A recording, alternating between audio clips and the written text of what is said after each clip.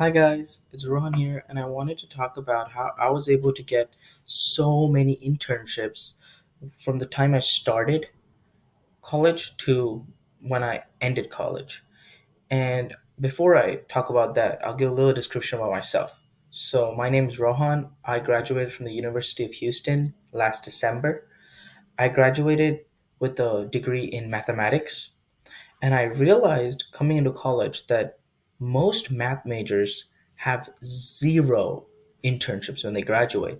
And that got me concerned because I wanted to get multiple internships. So when I graduated, I was able to get a high full paying job. And one of the things I was thinking was, where do I go where people really value internships and really need internships?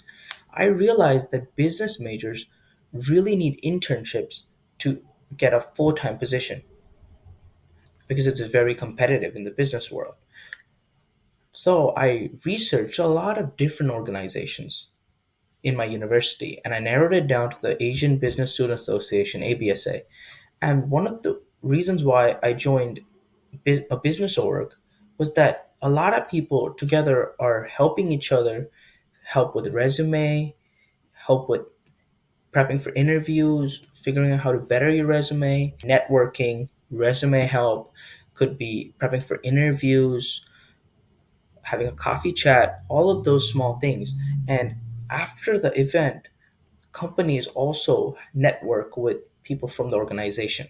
And that's really helpful because what I did for a lot of my internship positions was network with these employees from these companies. And what the key is to be genuinely interested, not just ask, but communicate, be able to converse in a conversation, be interested. For example, I had one of these people who worked for an IT consulting firm and they're really interested in NFTs and cryptocurrencies. And I didn't know a lot at that time about NFTs and cryptocurrencies, but I was able to have a conversation, ask questions, and be genuinely interested in them and that hobby. And that really allowed me to stand out than any other applicants that applied for a coffee chat with them.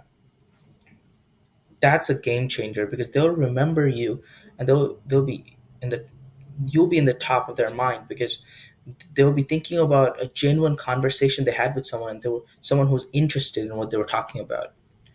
The second thing I would say would be, after you talk to them, send them an email or a LinkedIn message because you would like to have a coffee chat to talk about your resume and other things or any other opportunity they have in the company. This will allow them to understand that you're someone who's looking for an opportunity in their company. And one of the best things you can do is also find that internship in the company. That could be, let's say you're working, let's say you want to intern for an IT consulting firm. So that would be going on one of three things, either the company website, LinkedIn, or Indeed, or any other place. You could look for the position you want in that company and the requirements, because what that gives you, it allows you to gauge what are the other people that might apply for that position. So when you have that coffee chat, you could ask them about, oh, you could ask them, do you know the recruiter for this position? Can you help me see if my resume tailors towards this position? It allows for more concentrated and better feedback from the person who you're having a coffee chat with. The second thing, or my bad, the one of the last things I would say to really solidify your preparation would be, when you look at this role that you want to apply for, look at the requirements. And the requirements, you'll see two set of things. One would be a requirement like a major or something like that. And that's fine. If you're not that major, still apply. I have applied plenty of times to different internships that I didn't have that specific major. And a lot of times I've gone through to the first round, second round, and get that interview because sometimes that's not the only requirement. And if you don't meet it, they'll still look for other requirements. The next thing I would say is look at the skills. The skills are divided into two parts. I would say hard skills and soft skills. And an easy way to figure out a difference is hard skills are coding, Python examples. Soft skills are communication, leadership. And the difference between these two is that hard skills are easy to assess, easy to check if you have them or not. Soft skills are harder to assess and harder to see if you actually have that skill. So look, take all the hard skills and then start preparing for hard skills so that you can, when before the interview, there'll most probably be an assessment. For my data science internship, I knew that I needed to know how to do machine learning, Python, and a lot of data science. And what I did was I started prepping for that because that's something that could have either an assessment. I could ask you questions related to data science, machine learning. That's why I first got those done. Once I was done with those, I could go to those soft skills. I could be communication, leadership, empathy.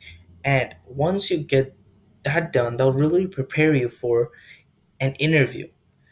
And I know that this could be a lot of information, and I agree. But I would say the summary for this video is step one. If you want to find internship, go where people are looking for an internship. That's a business organization, any friend that's looking for an internship, both would do. The next step would be actually use the resources of the organization. Network with companies, network with individuals there, network with someone who has an internship that you would like. Third would be genuinely interested in any person that you're talking to because that'll give them the essence that wow, they'll get a different feeling about you than anyone else and you actually stand out. Step 4 would be have a coffee chat with them or ask them about an internship opportunity on email or LinkedIn, either way.